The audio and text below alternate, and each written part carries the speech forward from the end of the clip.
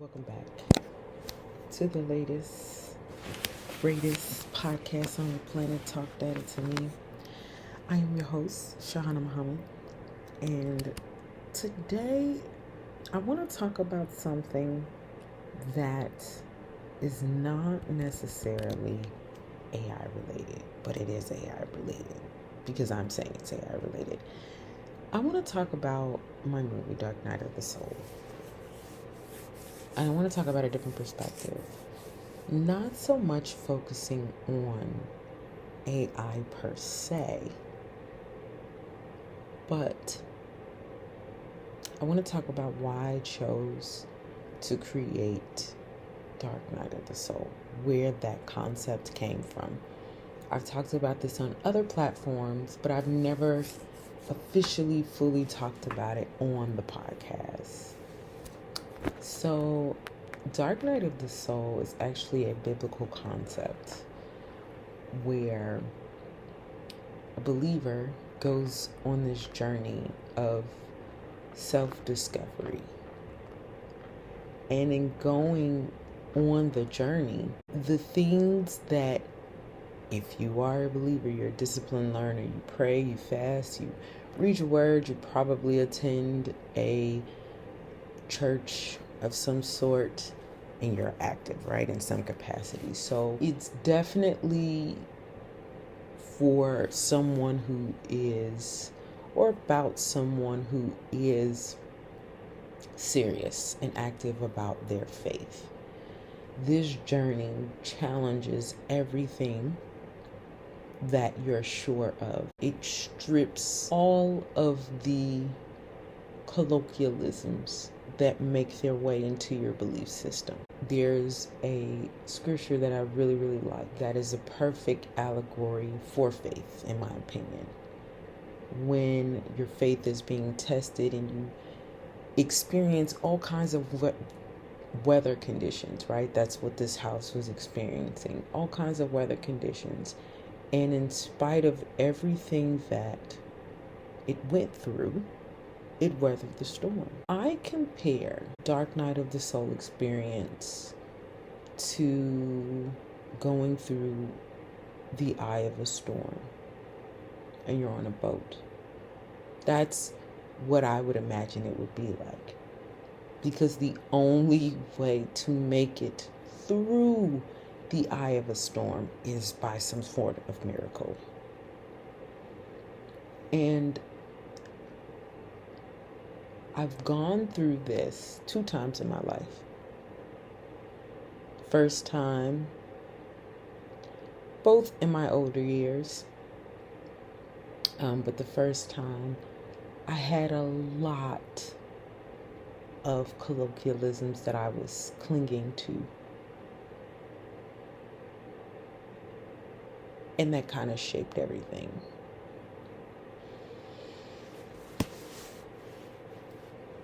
The second time,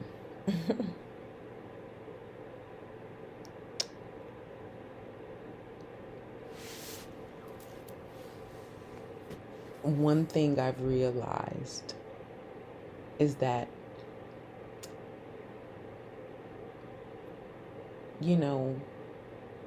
what the Bible describes as sin, to me, I look at them like primary colors, and then you have secondary colors.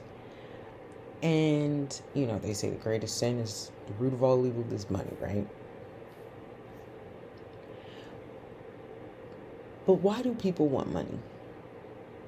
Now, money is a tool, and I believe that money can be used for a lot of things, right? Anything I state, it's not uncommon. So it's pointless to state what you can use money for. But I dare say, not that that isn't the root, because if you trace back people's desires and why they want certain things, and money can be found there, right? I think desire is like a primary, whereas money is secondary. If you think back to the story in the garden. Eve was desiring something that she didn't know she had, which caused her to believe what she was being told by the serpent. So what she did was in response to the desire that she had.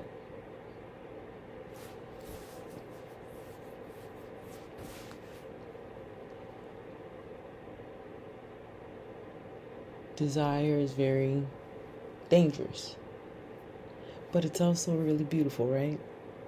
The mix of it, what it can be used for. Same thing as money. Money can be extremely dangerous in the wrong hands, but it can be extremely useful and good in the right hands, right? There's something just came out recently where every state that Beyonce was in, she gifted a student with a scholarship. And I think she did more in regards to her financial gift, but she took her money, wherever her money was coming from, whether it was her personal account or monies that she's made from her tour.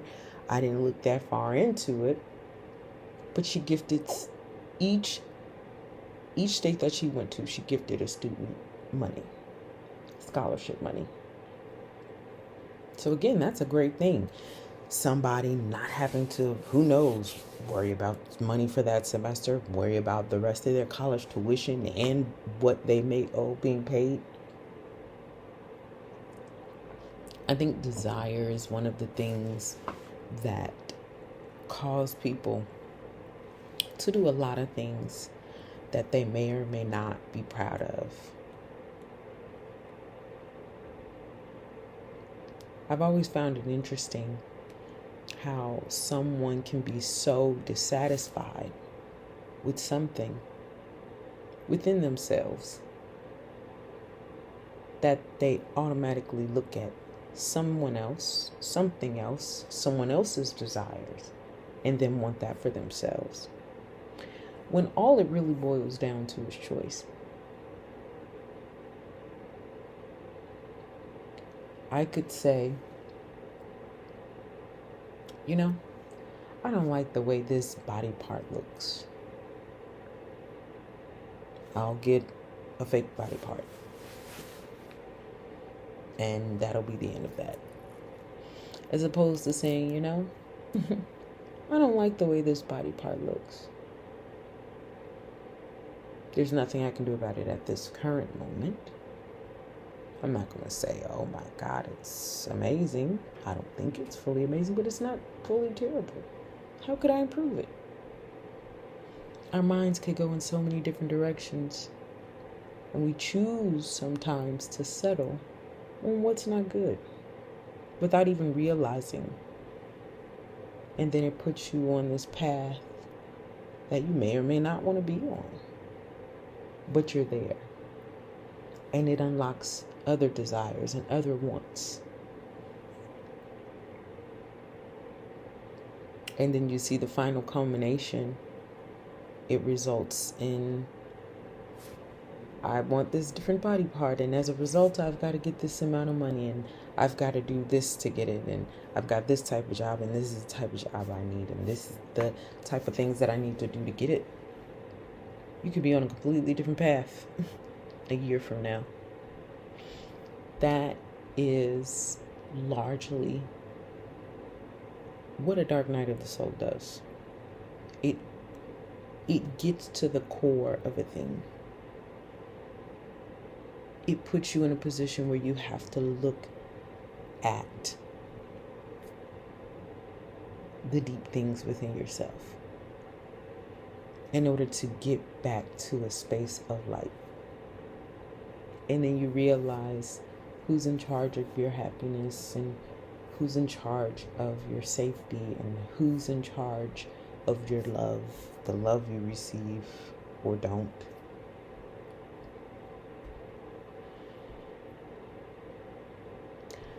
I look at AI news all throughout the week. And it's the same stuff after a while.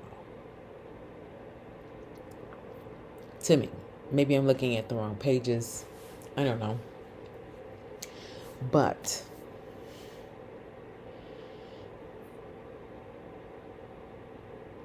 I endeavor to discuss different perspectives. And a perspective I want to highlight that's been contrary to what I've been saying. I first learned of AI. I think my reaction was like everyone else I interacted with in regards to AI.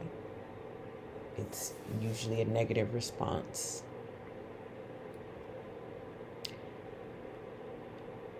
When I started using it, I said, oh, it's not bad. It's actually very useful. It's actually very helpful. Certain graphical styles that I would want to work with and all of that cool stuff with thousands and thousands of dollars. I can use it if I pay a couple dollars here, a couple dollars there. It's pretty good stuff. Very efficient.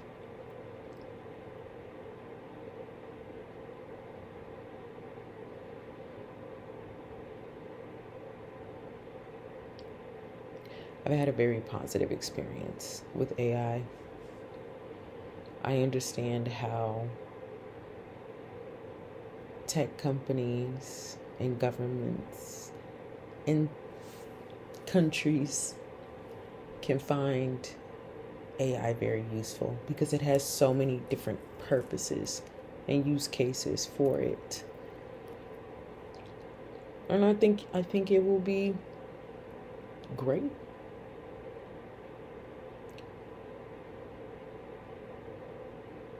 Do I think it has the potential to be anything other than great? Yes, I do. It's like desire. Desire can be used to produce something great. Desire can be used to produce something bad.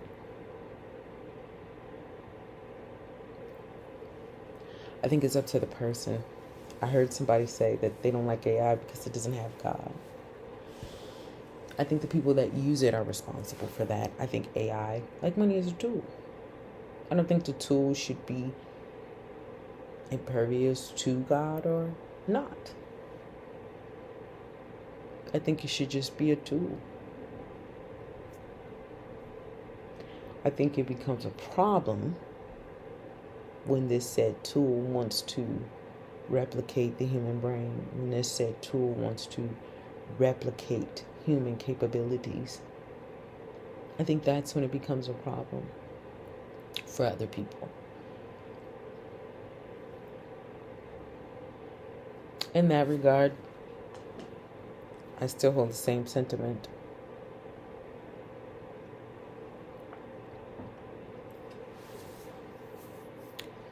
AI, in some ways, is leveling the playing field of some industries, and it's causing others to go extinct.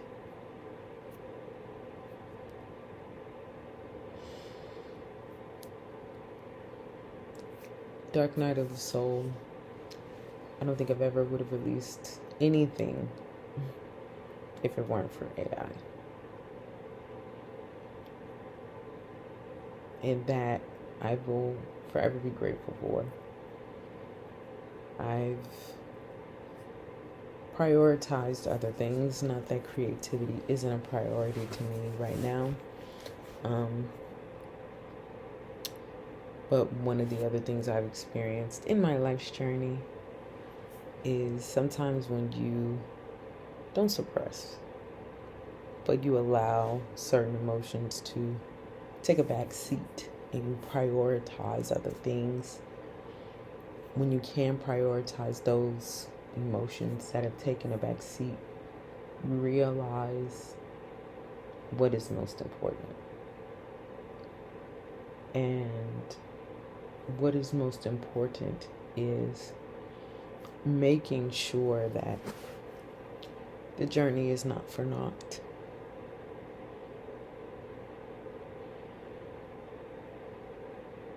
So many physical ailments are a result of emotional baggage that hasn't been processed through.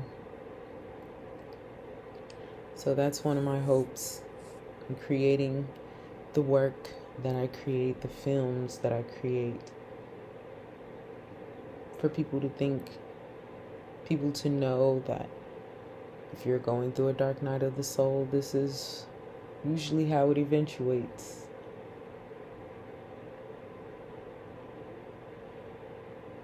And you're not alone in that, even if it feels like it sometimes.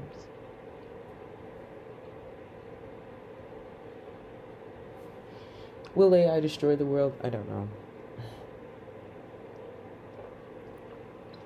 Will it help the world? Yes. Anything else? I don't know.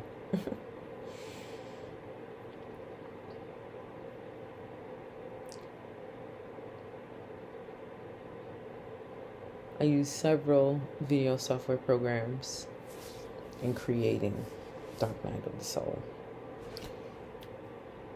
Flow, from Google.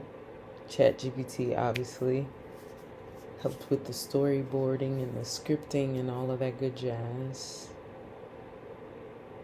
Runway was definitely another program that I used. Now, I learned about OpenArt a while ago, and ChatGPT and Gemini, the more popular LLMs, won't generate certain things, but OpenArt,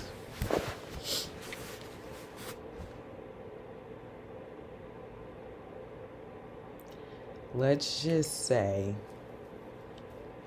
oh my God, I see the logo, and the CEO passed away recently. Well, that platform was open to AI, let's just say that. Oh my God, now I'm gonna think I need to look it up, and I'm looking it up, and this is camera will be here soon, so I'm not like looking it up on my own. It's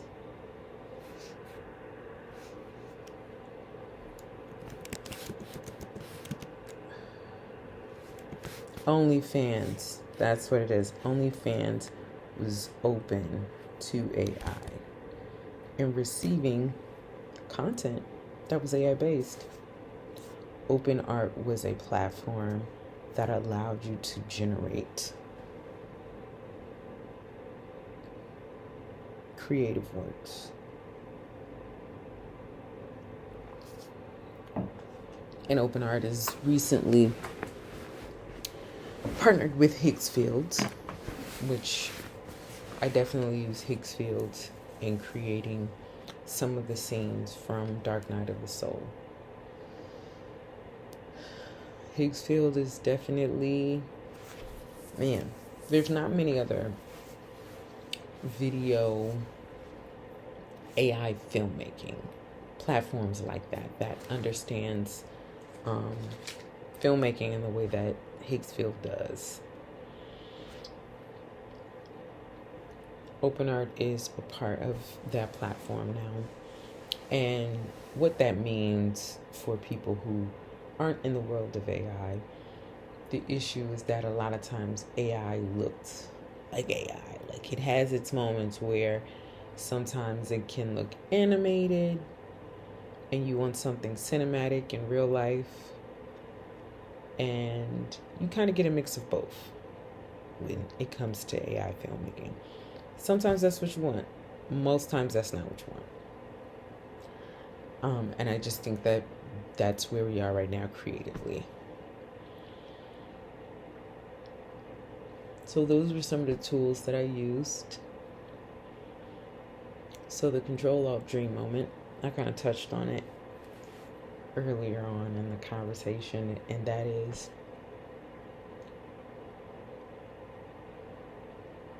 everything starts with a choice. I felt,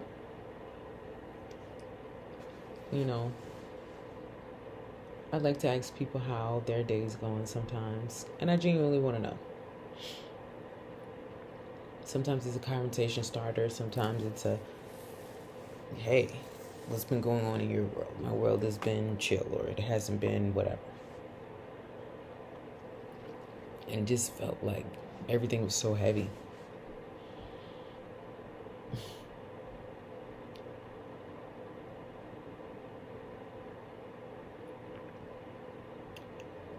But I said, I'm not going to shut down and asking people how their day was. I'll just be conscientious, if I want to know certain things, and maybe I'll be more pointed in my questions, right? With good things. And that's another way to I set an intention for what I want to see. So if I want to see peace, I want my conversations and things to align with that. Because that's a choice that I made at the start of my day. Nobody else is responsible for my peace, my happiness, anything like that. I'm responsible for those things. And I can set the boundaries. I can set the restrictions. I can manage my interactions. I can do it all myself. So,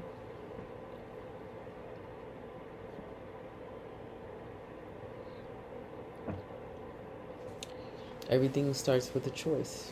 And once you've made that choice, it's easy to set an intention from there. And once you set your intention, now you just got to model the behaviors and habits that line up with that.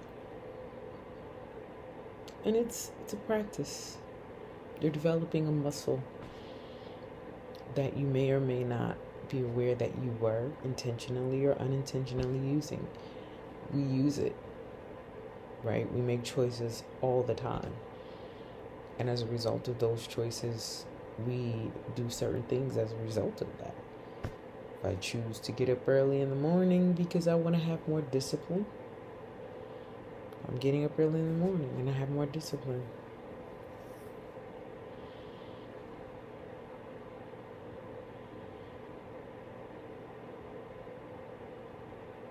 Oftentimes I look at the things that I've gone through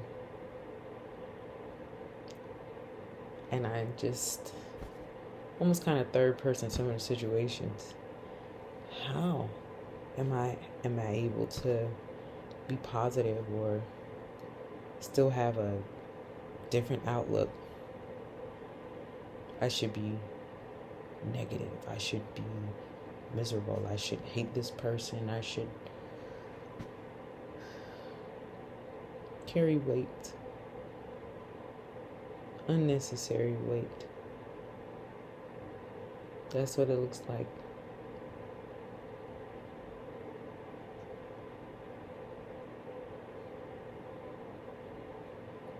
Make the choice.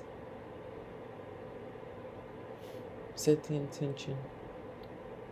And everything else will follow. If you've made it this far in the episode, I want to thank you so much for listening. Oh my God, 24 minutes. That's wild. Thank you so much for listening.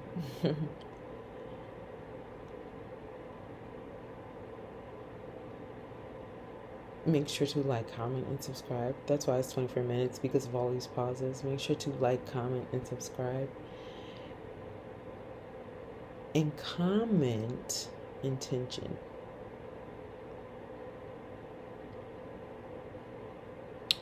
Until next time.